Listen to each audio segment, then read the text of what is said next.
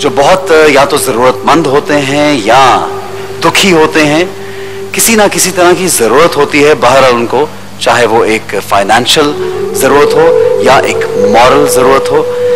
किसी के साथ अगर आप दो प्यार के बोल बोलें, किसी का ख्याल रखें, तो यकीनन उसका दिल खुश होता है और उसके बाद यकीनन ये हमारा और आपका फर्ज बनता है कि हम उनकी बात सुने, आप तक वो बात पहुंचाएं। आज हमारे साथ बहुत ही स्पेशल गेस्ट मौजूद हैं। उन स्पेशल जो लोग हैं, जो स्पेशल मौजूद हैं यहाँ पे लोग, बर्न सेंटर की टीम है हमारे पास। बहुत से ऐसे लोग जो बर्न हो जाते हैं, जब आप नाम सुनते हैं तो जलने का, यकीनन हादसाती तौर पर या उनके साथ कोई जुल्म किया जाता है। हमारे माशरे में इस तरह के जुल्म जो हैं बहुत आम हैं। इस तरह की चीज़ें बहुत सी हो जाती हैं कि नेग्लिजेंस जिसकी वजह से, इग्नोर करने की वजह से, जैसे एक छोटी सी बात है कि चूल्हा फट जाता है, लेकिन हम ये सोचते हैं कि चूल्हा फट तो गया, एक खातून जल तो गई, लेकिन उसके पीछे वजह क्या थी? क्या घर वालों ने जानबूझ के चूल्हा ऐसा रखा कि वो औरत के ऊपर आग लगे? क्या कोई चूहा कुतर गया? क्या वो पाइप्स इस काबिल थी कि वो घर में लगती? क्या वो सिस्टम इस काबिल था कि एक औरत जिसके बच्चे हैं, वो घर को चलाने वाली औरत है, क्या वो सिस्टम इस काबिल है कि वो वहां पे खड़े होकर खाना पकाए? या बहुत से लोग जो तेजाब की वजह से, जो आम माशरे में अवेलेबल है और आम रूटीन में आप लोगों से मिलते हैं और लोग कहते हैं कि उसने हम पे तेजाब फेंक दिया। यकीन कीजिए, जब मैं ये बात सोचता हूं तो हमारे दीन में भी जब कोई मुजरिम भी हो, उसको भी अपाहिज करने के लिए, यानी उसकी भी उंगलियां, हाथ या कोई इस तरह की सजा देने के लिए खास उसका भी एक मयार है कि कब कहां जाकर उसको सजा देनी है। लेकिन यहाँ पे लोग आते जाते चेहरे पर तेजाब फेंकते हैं, बर्बाद कर देते हैं किसी की जिंदगी। बच्चे एक्सीडेंटल डेथ्स भी हो जाती हैं, माओ के, बापों के बच्चे, प्यारे प्यारे बच्चे जल जाते हैं, जल के मर भी जाते हैं। और क्यों जलते हैं? शायद माँ बाप की अपनी गलती होती है। हम लोग सब कुछ डाल देते हैं तकदीर पे। यकीनन अल्लाह की मर्जी के अलावा तो कहते हैं कि एक पत्ता भी नहीं हिलता, लेकिन अल्लाह ने हमें विल पावर भी दी है, सोच समझ और बूझ एक कहते हैं कि इंसान के साथ साथ है। आप डिसाइड करते हैं कि आपने कौन सा रास्ता इख्तियार करना है। अल्लाह ने हमें सोच समझ दी है कि हम डिसाइड करें किस तरह से जिंदगी गुजारें। पैकेजेस हमारे पास हैं। मैं 2 दिन पहले मैंने विजिट किया, अपनी आंखों से देखा बच्चे, खवातीन, केसेस जो वहां पे मौजूद थी। दिल बहुत दुखा उनको देखकर, लेकिन एक अचीवमेंट फील ये होती है कि मैं अपने इस शो में हम टीवी के थ्रू लोगों को यहाँ लाकर उनसे बात कर सकते हैं और माशरे में जो अच्छा काम भी कर रहे हैं और जिनके साथ ज्यादती भी हो रही है उनकी बात भी करते हैं। पहला पैकेज देखते हैं, स्क्रीन पे दिखाइए जी पैकेज।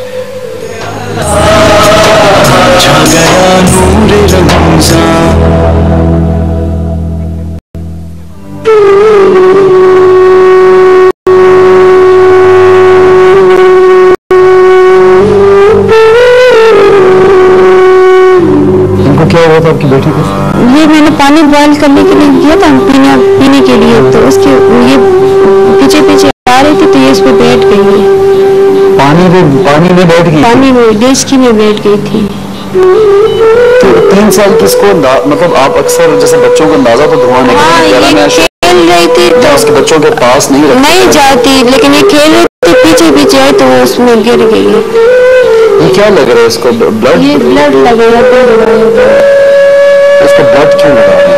अभी इसमें HP बहुत कम आ रही है इसकी, ठीक है, 7 पॉइंट समथिंग इस तरह कुछ है इसका। इम्प्रूवमेंट है? कितना दिन है?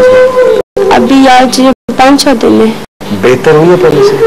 सुबह से तो बिल्कुल भी नहीं। वैसे क्या है इसकी कंडीशन? थी हमारे पास बच्ची जब आई है तो इसका जो हेमोग्लोबिन अभी बहुत कम है, बच्ची सेप्सिस के अंदर है, इसकी वजह से टेकिकार्डिया हो रहा है, हाइपरटेंसिव है, ठीक है ना, और जिस वजह से लो शुगर साइड पे जा रहा है, तो हेमोग्लोबिन कम था जिस वजह से ब्लड ट्रांसफ्यूज कर रहे हैं हम लोग इसे। नहीं, होपफुल है कंडीशन इस बच्ची की? 43% है, बच्चों के अंदर जो लिमिट है वो 10 से 15% तक होती है, उसके बाद क्रिटिकल फेज में होते हैं। कितने दिनों बाद अंदाजा हो जाएगा कि ये बच्ची ठीक हो जाएगी या नहीं? ये अंदाज़ा तो जब तक इनके वूंड होते हैं, जब तक हील नहीं होते, जब तक इनको खतरा होता है सेप्सिस के अंदर जाने। आपको क्या लगता है? 43% के जो चांसेस बहुत कम होते हैं सरवाइव के। एक छोटी सी गफलत की वजह से शायद यकीनन इतनी खूबसूरत बच्ची है, माँ कभी सोच नहीं सकती कि वो यकीनन नहीं चाहेगी कि उसकी बच्ची के साथ ऐसा हो जाए, लेकिन एक छोटी सी गलती, छोटी सी गफलत की वजह से ये नौबत हमें देखनी पड़ जाती है। किसका कसूर है, किस तरह से इसको दुरुस्त किया जाए। एक और पैकेज है, बहुत से लोगों से मिला हूँ, अगला पैकेज दिखाइए प्लीज।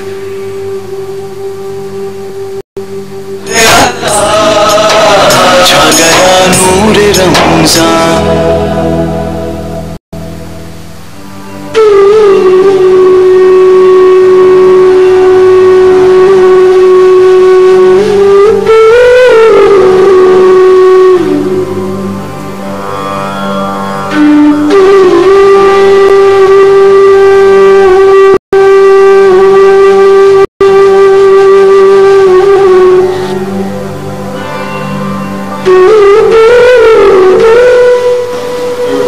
दादू में जो बस का हादसा हुआ वो न्यूज़ में था ऑल ओवर, और वो बच्ची एक यहाँ पे इनके वालिद साहब हैं हमारे साथ, थोड़ा सा बताएंगे इनके साथ क्या हुआ था? तो सर दादू में बस जो जंग जा रही थी उसमें तार लग गई 11,000 की, उसमें बच्चे थे ज़्यादा जल गए, एक ये भी था, दूसरे दो भी थे।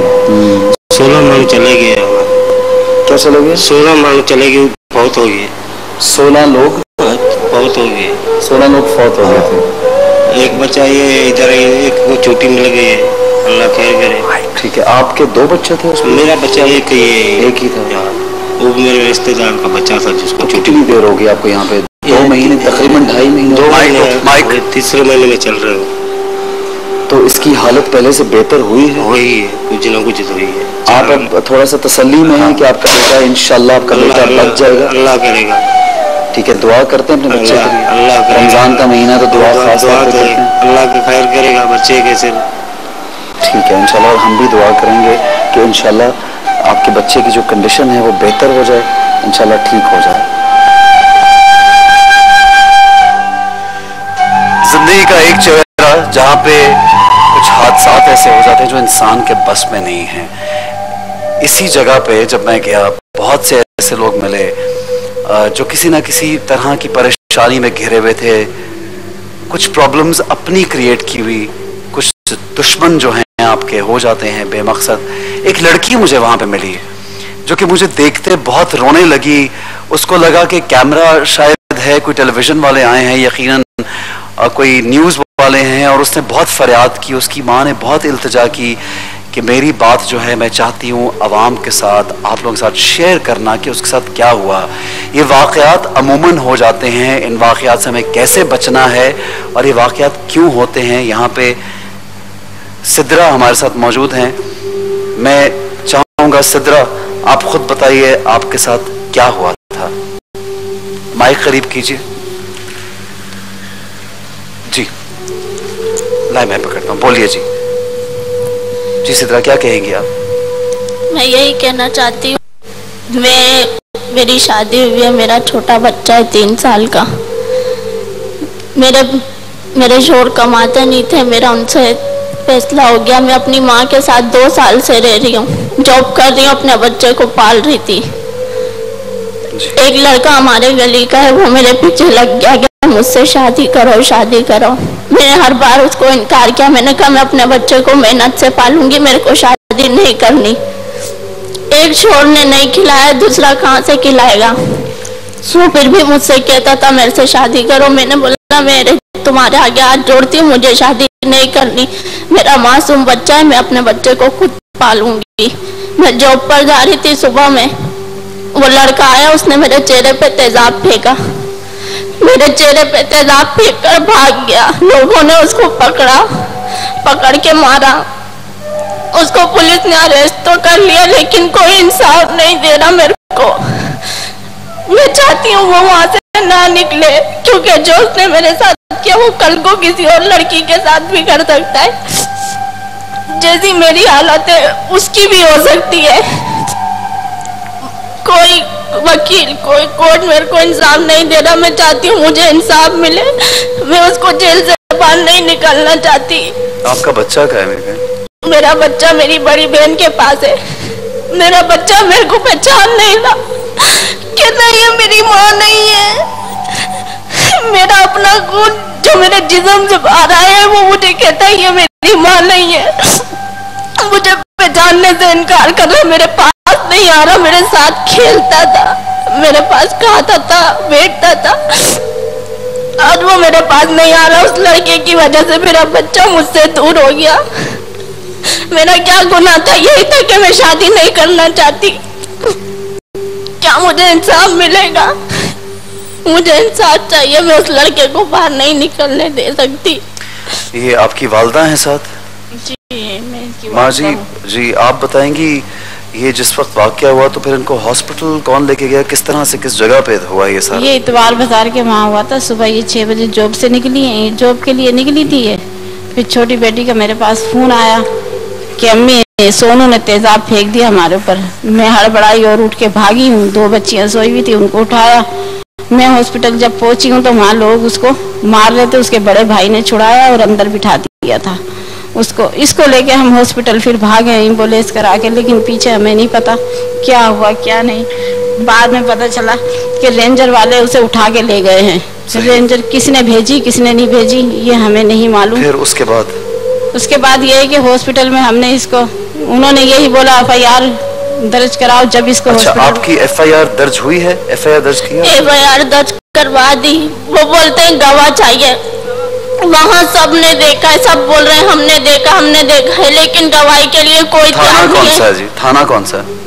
मार्च मोड़ का थाना जी। मार्च मोड़ का थाना। मार्च मोड़ के थाने पे। ठीक है, ये किस इलाके के करीब है, थोड़ा मुझे अंदाजा बताएंगे? ये किसी को मालूम है कुछ अंदाजा? जी नेवल के पास।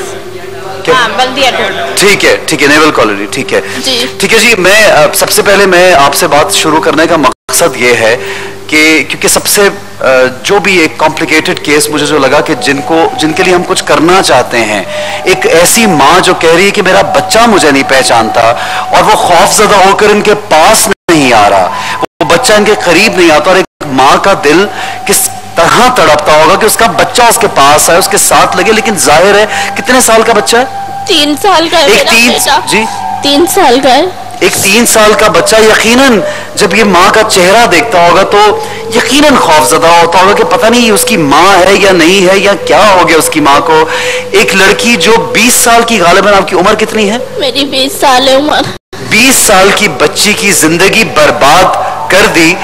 मैं यहाँ पे यकीनन हमारे जितने भी सरबराहान हैं या करता धरता है, मैं उनसे यहाँ पे बात भी करना चाहता हूँ, अपील करना चाहता हूँ कि मेरे शो में ये बच्ची आज आई है, मैं चाहता हूँ इसको इंसाफ दिलाया जाए।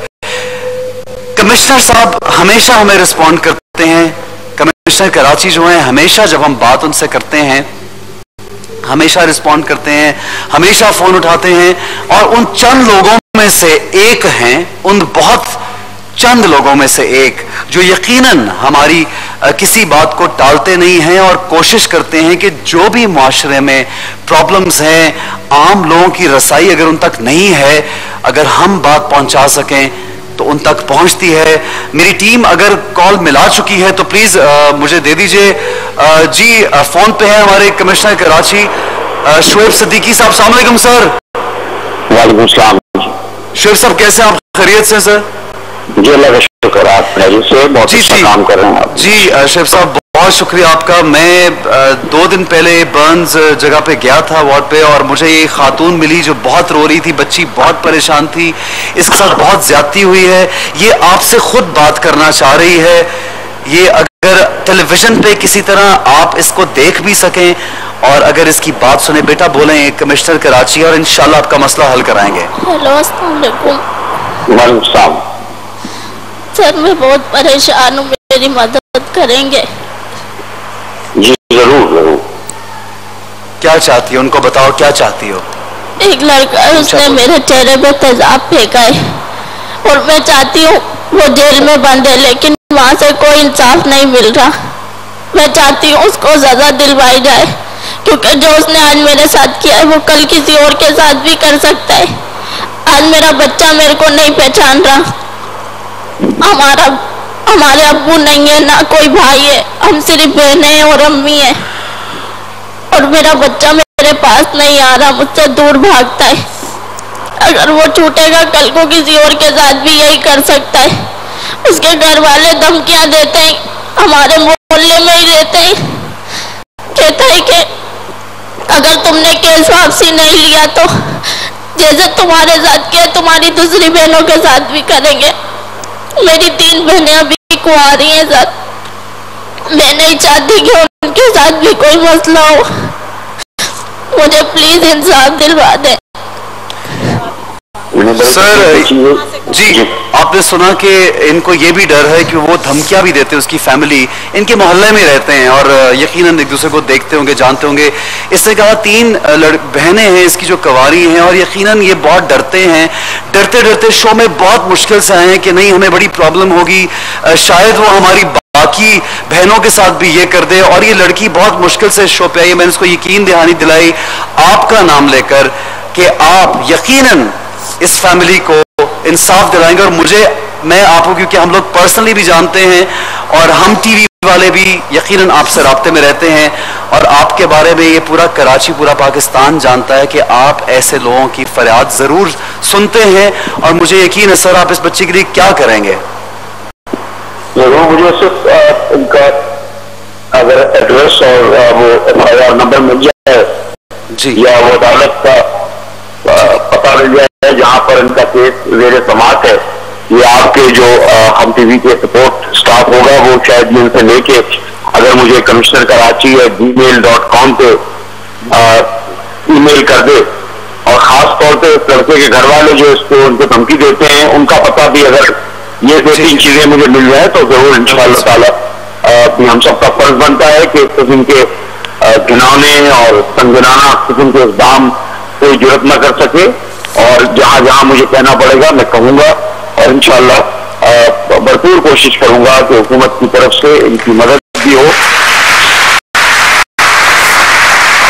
ताकि हमारे माशरे में जो बच्चियां अपने आप को बेसहारा समझती हैं वो बेसहारा न समझें। पाकिस्तान एक मुल्क है, एक रियासत है, और यहाँ में रहने वाली बच्चियां बिल्कुल भी अपने आप को बेआसा न समझें। रियासत पाकिस्तान मौजूद है उनको लुक आफ्टर करने के लिए। सिर्फ हम सबको और मुख्तलिफ इदारों को अपने काम को ज्यादा इफेक्टिव बनाना होगा, आउटरीच को अच्छा बनाना होगा, और इस किस्म की हरकतों को बिल्कुल भी उससे सर से नजर नहीं करना होगा। आज एक हरकत से हमने अगर सर से नजर की जी, कल को और बड़े बड़े सुरमा पैदा हो जाएंगे जो इस तरह की मासूम बच्चियों की जिंदगियों से खेलेंगे। तो ऐसे सुरमाओं को पहले ही डील कर लेना चाहिए, और कानून की गिरफ्त सख्त होनी चाहिए कि उनकी हिम्मत न पड़े। तो मेरी गुजारिश होगी, बहुत शुक्रिया, पर्टिकुलर और उस लड़के के घर वालों का एड्रेस बिल्कुल सही, वो मुझे ईमेल कमिश्नर कराची gmail.com पे आ जाए तो हम पहुंचे। मैं thank you very much personally, I want to thank you, you been part of our show throughout. आपके पास जितनी भी प्रॉब्लम्स हम लेके आते हैं और आप हमेशा सुनते हैं, थैंक यू वेरी मच। मैं आपको तहे दिल से शुक्रिया अदा करूंगा। और ये केस जो है हमने इनका मसला उठाकर सर आपकी सपोर्ट कर दिया है, यकीनन अल्लाह है, और अगर इस दुनिया में देखा जाए जिन लोगों की रसाई किसी हद तक होती है किसी मसले को हल कराने के लिए, तो वसीला वही लोग बनते हैं। और ये बच्ची है आपके सामने है, 20 साल इसकी उम्र है, इसका बच्चा इसको पहचानता नहीं, इंतहाई मुश्किल से नौकरी करके गुजारा कर रही थी, नौकरी पर भी नहीं जा सकती, अपने बच्चे को नहीं मिल सकती, और डर और खौफ की जिंदगी गुजार रही है। Thank you very much sir for being part of our show, बहुत शुक्रिया आपका। और लोग जितने भी यहाँ मौजूद हैं, जितने लोग टेलीविजन पे देख रहे हैं, अगर हम अपने तौर पर ये सोच लें कि हमें अपना रोल प्ले करना है, अपने हिस्से का रोल जो है, जिस मकसद के लिए हम इस दुनिया में आए हैं, और अगर हमारी बस में कोई ऐसा काम है जो हम किसी के लिए कर सकें। जैसे मैं उस हॉस्पिटल में गया, प्लान कुछ नहीं था, अचानक से ये बच्ची नजर आई, इसका नसीब कि यहाँ पे मौजूद है और कमिश्नर साहब जो है उन्होंने आपका इंशाल्लाह वादा किया है मसला हल करने का। बहुत शुक्रिया अदा करना चाहूंगा। अपने अपने तौर पर जितना काम हो सके लोगों के लिए करते रहना चाहिए।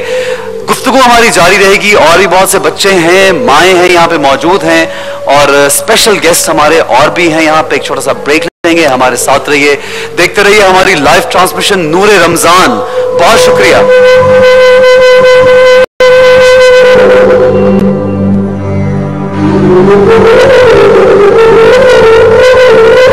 अच्छी हमारे साथ मौजूद है।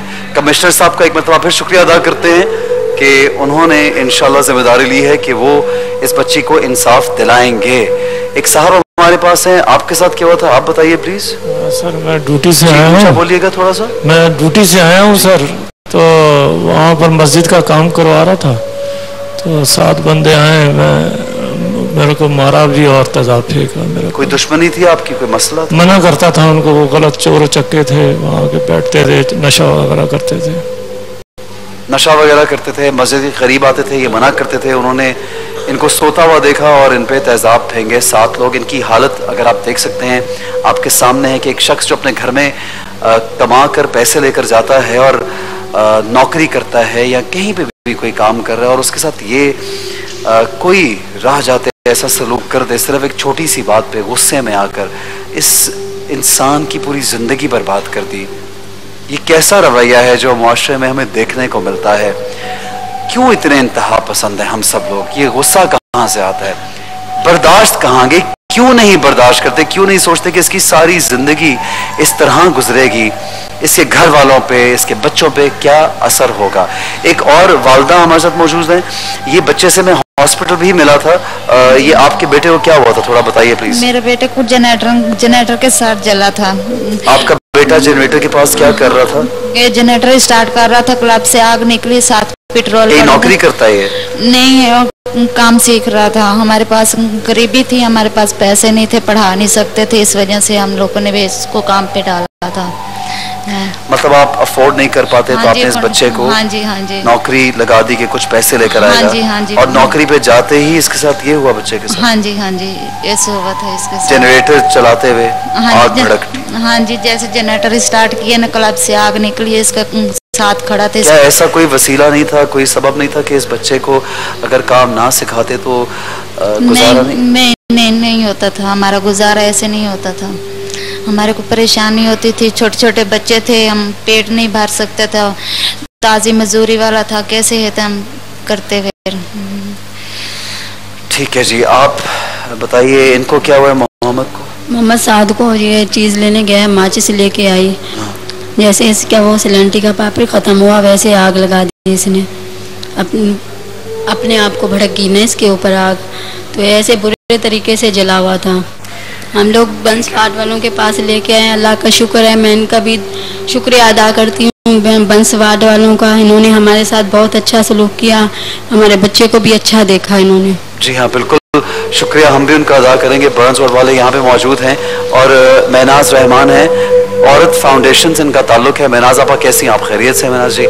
मैं आप इस बच्ची ने मुझे आपका कार्ड दिया जाते ही यकीनन बर्न्स वार्ड वालों की तो बहुत तारीफ की कि अल्लाह का शुक्र है कि यहाँ पे पहुँच गई ये बच्ची जिसका आप केस कमिश्नर साहब हैंडल करेंगे इंशाल्लाह। आप इसके साथ कैसे मिली और आप ये काम करती हैं, क्या बहुत से केसेस आते हैं आपके पास इस तरह के?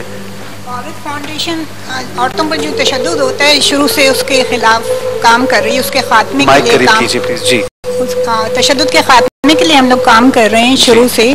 और जाहिर है ऐसे केसेस जब उनको आते हैं तो यहाँ तो लोग हमें इन्फॉर्म कर देते हैं, उन्हें पता चलता है तो वो खुद हमसे राब्ते की कोशिश करते हैं। ठीक है, ये कैसे मिली आपको बच्ची यहाँ? ये हमें एक वकील साहब के राब्ते में आई थी, सफ़ी साहब के, तो उनके जरिए उन्होंने औरत फाउंडेशन और सिविल सोसाइटी की दूसरी तंजीमों को आगाह किया था। तो फिर हमारी टीम इनके साथ अदालतों में गई और इनके केस को, क्योंकि हमारे यहाँ ये होता है ना FIR सही दर्ज नहीं होती। अब ये मैं आपको बताऊँ 2010 में एसिड्स के क्राइम के खिलाफ बिल बन चुका है, लेकिन ना पुलिस वालों को पता होता है ना हमारे इंसाफ देने वालों को पता होता है। तो एक तो हमारा मुतालबा ये है कि लॉ इन्फोर्समेंट एजेंसीज को ये पता होना चाहिए कौन से कवानीन मुल्क में बन चुके हैं।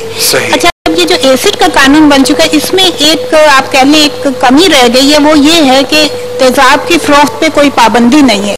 ये कितना सस्ती, हर जगह मुयस्सर है, हर जगह मिलता है, चीज आप कहीं भी हर घर में अवेलेबल होता है, 4-8 रुपए में लेने और किसी की बिल्कुल और किसी की जिंदगी खराब कर दें। आपके पास कितने केसेस आ जाते हैं तकरीबन, हमें मतलब सालाना कर लें या मंथली, आपके पास कितने लोग आते हैं? ज्यादातर डोमेस्टिक वायलेंस पे होता है हमारे पास, क्योंकि हम तो सिंध में काम करते हैं, तो सिंध में कारोकारी के ज्यादा आते हैं केसेस, फिर डोमेस्टिक वायलेंस के, फिर रेप, गैंग रेप के और एसिड्स के उनकी निस्बत कम होते हैं। लेकिन बचा पाती हैं इन हालात में आप खवातीन जो है उनको बचा पाती हैं?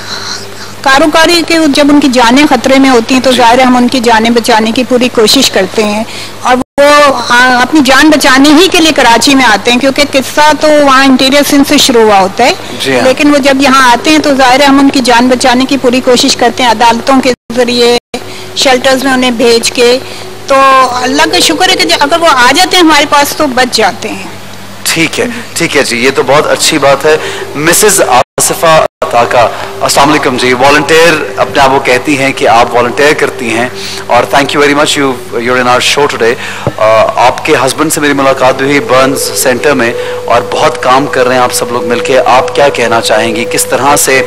मैंने देखा है कि आपके हॉस्पिटल में जो पेशेंट्स मौजूद थे, कुछ तो इस तरह के हादसों की वजह से मौजूद थे जो लोगों ने उनके साथ ज्यादती की, लेकिन मोस्टली जो बच्चे और खवातीन हैं वो हमारी अपनी पर्सनल, जो हम जिसे कहते हैं भूल, जैसे एक कोताही, जैसे एक माँ ने अपने बच्चे को काम पर डाला, जाहिर है कमाने का जरिया नहीं, ये पूरा एक साइकिल है। जब आपका सिस्टम ठीक नहीं होता, A to Z, वो पूरा एक साइकिल चलता है कि उनके पास पैसे नहीं है, पैसे क्यों नहीं है उसकी भी एक वजह है, हालात क्यों खराब है उसकी भी वजह है, नौकरी नहीं है उसकी भी वजह है। इस तरह के बच्चे आते हैं आपके पास, और बहुत से माँ बाप जो हैं वो गलती से पानी रख दिया, चाय गिर गई, दूध उबला हुआ गिर गया, इसकी क्या वजह है? देखिए, आपका प्रोग्राम अभी मैं यहाँ पर बहुत अच्छा आपने किया कि उस बच्ची को हेल्प करवाई।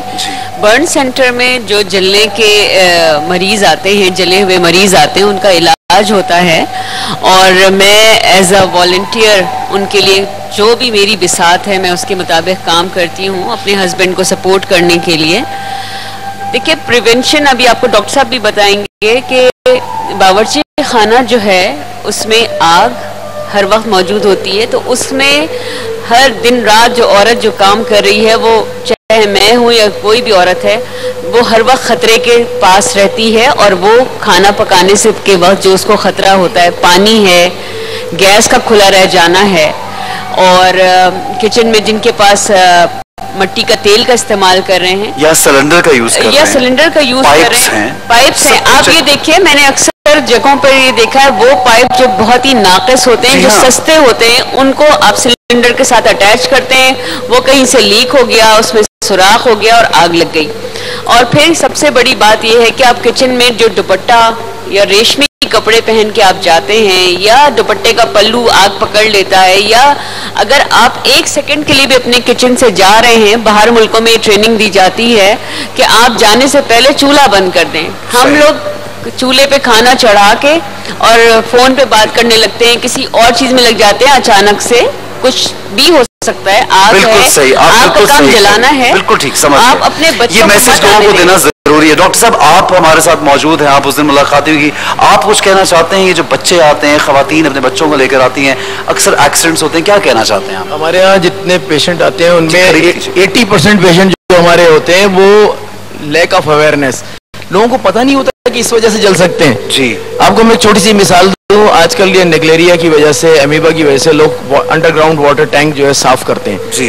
बहुत कॉमन आजकल हमारे पेशेंट्स के आ रहे हैं कि टैंक में जाते हैं, बच्चों को भेजते हैं और माचिस की तीली जलवाते हैं और आग लग जाती है। नहीं, वो होता है कि अंडरग्राउंड वाटर टैंक जो होते हैं उसमें या तो पानी का लेवल देखने के लिए वो माचिस जलाते हैं, हाँ जी, या फिर जब वो टैंक साफ कर चुके होते हैं पूरा, उसे देखने के लिए कि सफाई सही हुई है या नहीं हुई है। ठीक है, that tank always contain gas, और वो गैस होती है हाईली इन्फ्लेमेबल होती है। ठीक है, धमाके के साथ मतलब बहुत से बच्चे नहीं बड़े खवातीन जली है, लोग जले हैं जो अंदर जाके उसको साफ कर रहे हैं। हमारे यहाँ एक मजदूर ऐसा जला था जिसने प्लास्टर किया, शाम में जाके उसने देखा कि प्लास्टर सही हुआ है, माचिस जलाई, बाहर नहीं आ सका। क्या तरीका हो सकता है, हम लोगों को कैसे समझा सकते हैं? देखिए, टॉर्च यूज करें, आसान सी बात है। जनरेटर में भी यही करते हैं, जनरेटर में ये करते हैं कि जनरेटर फिल कर रहे होते हैं, जनरेटर को फिल कर रहे होते हैं, और फिल करने के दौरान ये करते हैं कि वो माचिस जला के वो देख रहे होते हैं जिस सुराख से वो डाल रहे होते हैं पेट्रोल को, और वो माचिस इतनी करीब जा चुकी होती है कि वहां से वो जो है ब्लास्ट हो जाता है और जल जाते हैं वो। तो इस तरह की छोटी छोटी सी चीजें जिनको अवेयरनेस नहीं है लोगों, जैसे ये बच्चा है माचिस से जला है। मैं आपको एक बात बताऊं कि एक घर में 2 जुड़वा बच्चे पैदा हुए, तो जो पहले वाला बच्चा था वो नेगलेक्ट होने लगा। उसने देखा कि ये मेरे दोनों छोटे भाई जो नए आए इनके ऊपर माँ बाप तवज्जो दे रहे हैं, उसने माचिस जलाई और जाके कोर्ट में फेंक दी। अब आप मुझे बताएं, माचिस अगर बच्चों के हाथ में इस तरह से लगे, बच्चे के पास आई कहां से? यही तो मैं कह रहा हूँ, चाहिए। अच्छा, तेजाब भी ऐसे ही होता है सर, तेजाब भी ऐसे ही है। यूज करने के बाद जो रहा रिमेनिंग तेजाब है उसको फेंक दें। कितने की बोतल आती है? 50 रुपए की ज्यादा। अगर जो बच गई वो कितने की बचेगी? 10-15 रुपए की। उसको संभाल कितना रखेंगे इधर कैबिनेट पे, इधर पता चलता वो या तो किसी के ऊपर गिर गई या वो कोल्ड ड्रिंक की बॉटल्स में होती है, भागता हुआ बच्चा आया उसने पी ली। ऐसे हमारे पास बहुत सारे हादसा आए हैं। ये तमाम चीजें जो होती हैं, they are all lack of awareness और नेग्लिजेंस। ठीक है डॉक्टर साहब, अवेयरनेस बहुत जरूरी है। बहुत शुक्रिया डॉक्टर साहब, आप सब लोगों का मैं शुक्रिया अदा करूंगा। अवेयरनेस क्या है, हम एक दूसरे को किस तरह से सिखा सकते हैं कि एक दूसरे की हिफाजत किस तरह से की जाए, किस तरह से एहतियात बरती जाए, ये बहुत लाजमी है मेरे और आपके लिए सीखना, हम सब के लिए।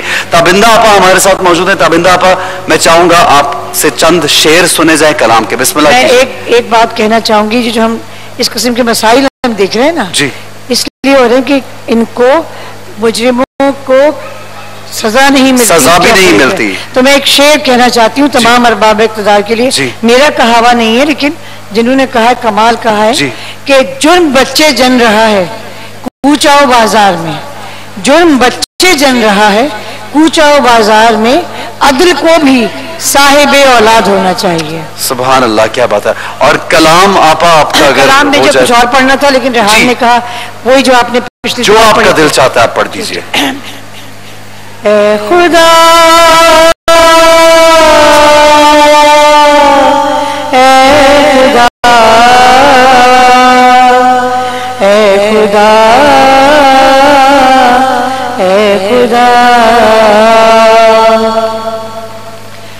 जितने बीमार हैं सबको दे दे शिफा, कर्ज से सूद से या इलाही बचा, मुश्किलों में किसी को न कर मुब्तला, हल मसाइल का यार तो कर देता, बख्श दे बख्श दे बख्श दे खता।